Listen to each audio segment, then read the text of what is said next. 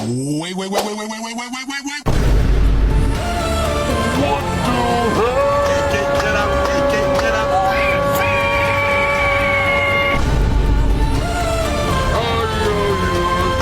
Get up, YouTube tempo.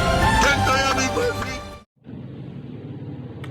Hai, Assalamualaikum warahmatullahi wabarakatuh. Perkenalkan, nama saya Anggita Putri Pradipta Utami, NIM 232180082.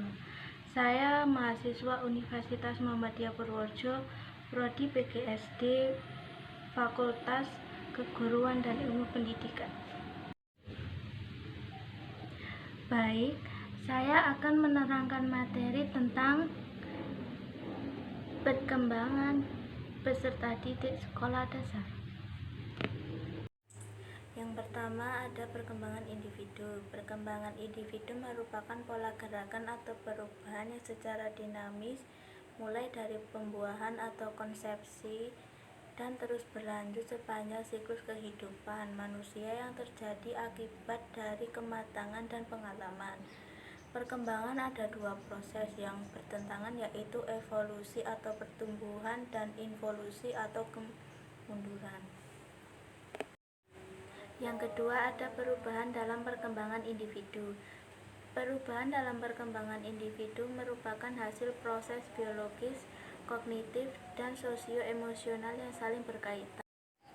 Yang ketiga ada istilah yang sering digunakan dalam pengkajian perkembangan individu. Yang pertama, pertumbuhan cenderung bersifat kuantitatif dan berkaitan dengan aspek fisik, contohnya berat badan dan tinggi badan. Yang kedua ada perkembangan cenderung lebih bersifat kualitatif yang berkaitan dengan pematangan fungsi organ individu, contohnya bertambahnya kemampuan dalam struktur dan fungsi tubuh yang lebih kompleks dalam pola yang teratur, misal perkembangan bahasa, emosi, intelektual, dan perilaku. Yang keempat ada perkembangan peserta didik dan manfaat mempelajarinya.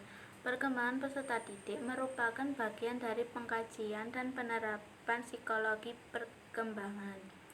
Manfaat mempelajarinya yang pertama bagi pendidik, memberikan gambaran tentang perkembangan manusia sepanjang rentang kehidupan beserta faktor-faktor yang mempengaruhi yang meliputi aspek fisik, intelektual, emosi, sosial, dan moral. Yang kedua bagi peserta didik, mampu menerapkan pengetahuan yang dimiliki dalam proses pembelajaran sesuai dengan tahap perkembangan. Yang kelima ada tugas-tugas perkembangan siswa sekolah dasar. Yang pertama, belajar keterampilan fisik yang diperlukan untuk bermain. Yang kedua, sebagai makhluk yang sedang tumbuh, mengembangkan sikap yang sehat dengan teman sebaya. Yang ketiga, belajar bergaul dengan teman sebaya. Yang keempat, mulai mengembangkan peran sosial pria dan wanita. Yang kelima, mengembangkan keterampilan dasar untuk membaca, menulis, dan berhitung. Yang keenam, mengembangkan pengertian-pengertian yang diperlukan untuk kehidupan sehari-hari. Yang ketujuh, mengembangkan sikap terhadap kelompok sosial dan lembaga. Yang terakhir, mencapai kebebasan pribadi. Yang keenam ada implikasi perkembangan peserta didik sekolah dasar pada pendidikan. Yang pertama, pada masa anak sekolah dasar merupakan masa dalam tahapan operasional konkret. Yang kedua, berpikir logis mengenai objek dan kejadian serta bersifat konkret. Yang terakhir ada strategi guru dalam pembelajaran pada anak sekolah dasar. Yang pertama, menggunakan bahan-bahan yang konkret, misalnya barang atau benda yang konkret. Yang kedua, gunakan alat visual, misalnya transparan.